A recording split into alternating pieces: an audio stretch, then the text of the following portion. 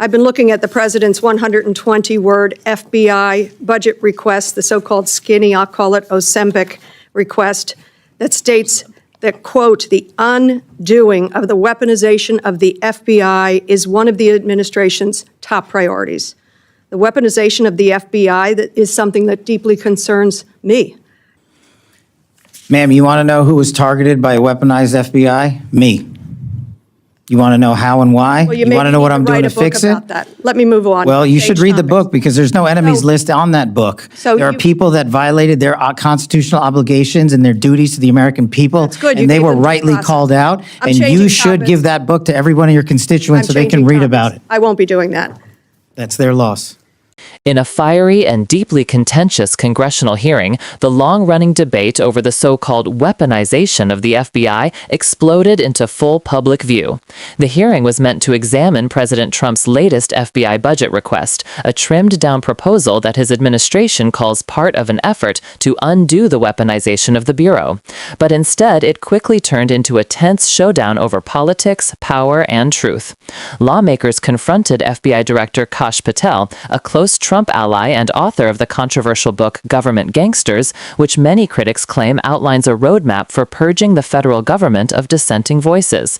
Democrats accused Patel of transforming the FBI into a political enforcement arm for President Trump's so-called revenge tour, citing a pattern of executive orders, politically motivated investigations, and even the arrest of a Wisconsin judge who questioned ICE officers' legal authority.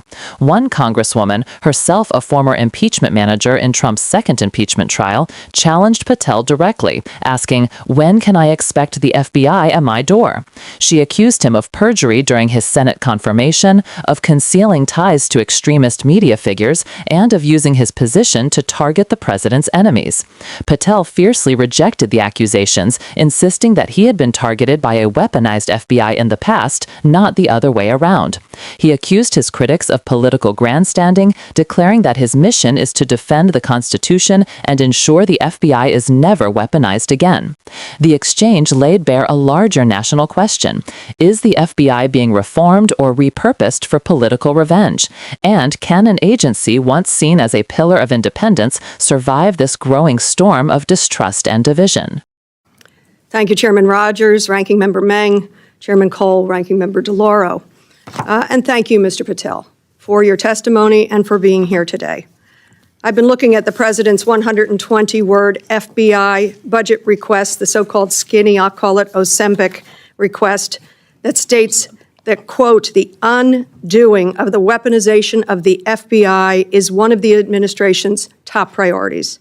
The weaponization of the FBI is something that deeply concerns me. It should concern all of us.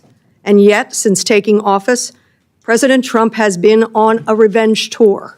He has targeted individuals, universities, law firms, with executive orders to cut them out or to make them come under his will.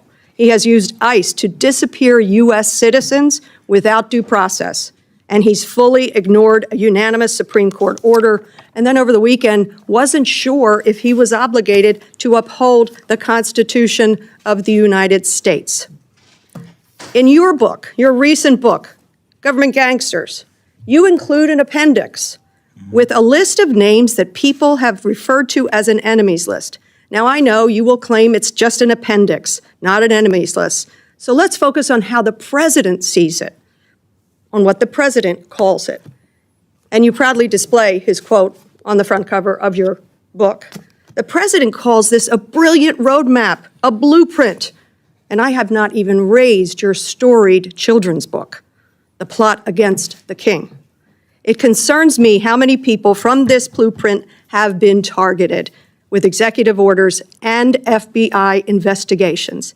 The FBI cannot be weaponized, and under your leadership, it has been nothing but a weapon alongside the president to go after the president's perceived opponents, to stifle dissent and free speech.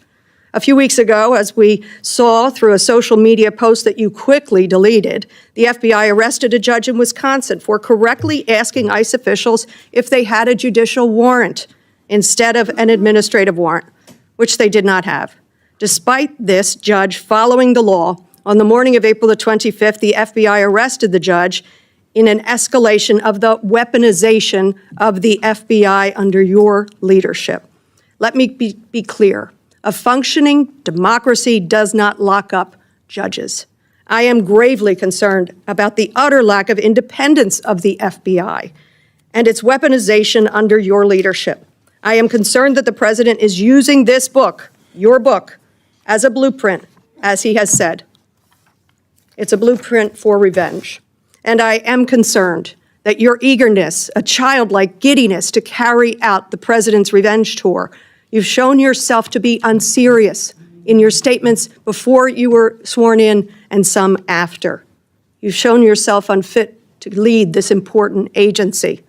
I was an impeachment manager for President Trump's second impeachment. It was a sad, solemn duty. And so I wanted to ask you about that. Mr. Patel, as you and the president continue to weaponize and investigate his perceived enemies, as you follow this blueprint, when can I, a former impeachment manager, expect the FBI at my door? Ma'am, you want to know who was targeted by a weaponized FBI? Me. You want to know how and why? Well, you want to know what I'm doing to fix it?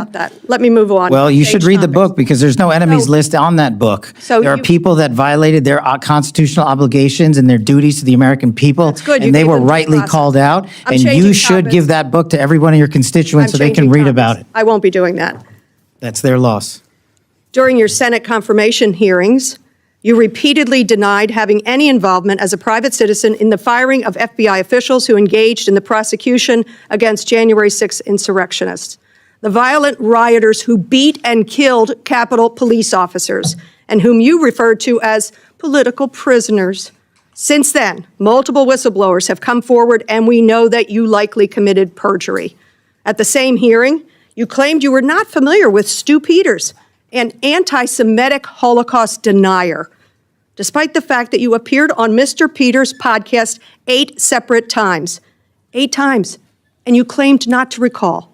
Mr. Patel, my second question is, should we worry more about your memory or your veracity?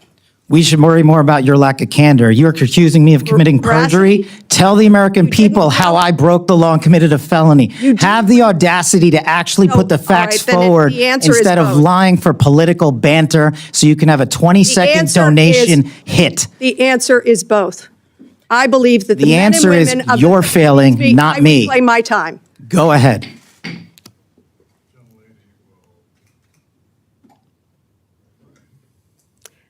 Mr. Patel, I believe that the members of the FBI, and I know many of them, many retired, 38,000 people, as you say, it's a little less than that now, deserve the very best, deserve extraordinary independence, deserve freedom from the fears of being investigated, the freedom of coming forward to make sure they're doing their job. And I'll end with this, that I think it's interesting that in your proposal today, you find yourself at a gulf of difference between you and the president. I wonder how you will resolve that. Will you go to the president and say, we need $11.2 billion, not what you cut out of here? You're asking for more than $1 billion than the president's request. Are you going to go to the president and straighten out that gulf? I'll do what I've always done and represent the American people, defend this country, and make sure the Constitution is always upheld and the FBI is never weaponized. Maybe you should do the same. So you agree with the president when he says he doesn't know if he should uphold his constitutional duty? If you want to just keep putting words in my mouth, the TV cameras are outside. I thank you. I yield back. Again, this is an unserious moment, sadly, for the FBI. I yield back. More so for you. Mr. Strong.